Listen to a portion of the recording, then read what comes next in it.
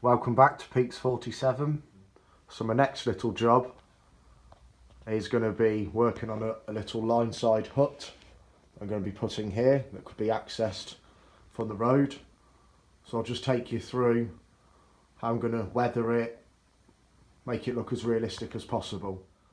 So I bought a big box of little line side huts from a car boot. As you can see, not the best of modelled, not too bad, could tidy it up and it wouldn't be too bad, but I've got a bit of an idea that I'm going to do, see if I can enhance it and give it a good weathering.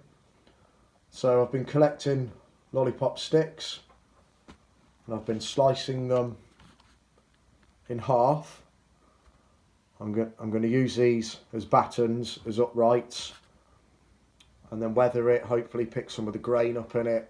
So that's all the battens on now. I've used super glue to glue them in place. I've trimmed them off with my Dremel. I was using a Stanley blade, but I was finding it was taking far too long. So I've cut them off with the cutting disc. I think that's now ready for painting. So I've gone with a matte black. This is one from a Revel kit, matte 8. And another Revel one, matte 82. Done about half and half. I'm just looking for like a real dark wood colour, almost black, and then we can weather it down with possibly some powders or a dry brush method. Haven't really decided yet, but again, it's something I'm making up as I go along, and we'll see what we end up with.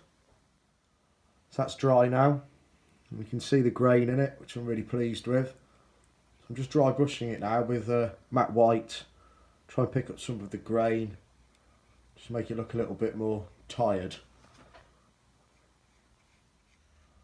I'm quite pleased with how that's coming on now.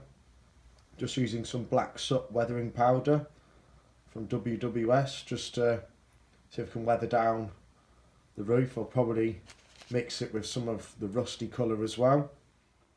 I'm just combining the rust and the black soot, just see what effect I can get on that roof. I'm not really sure what I'm trying to get here. I'm just having to play around, probably a little bit more of the black, possibly use some of the greys as well. I think that's going to look quite effective.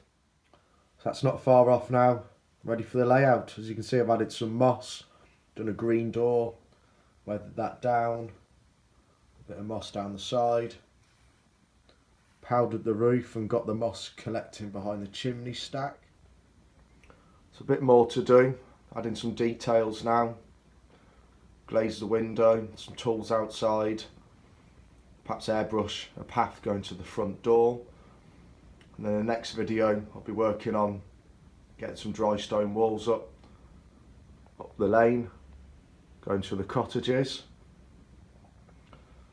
If you haven't already subscribed, please do. Thanks for the continued support, and I welcome any of your comments.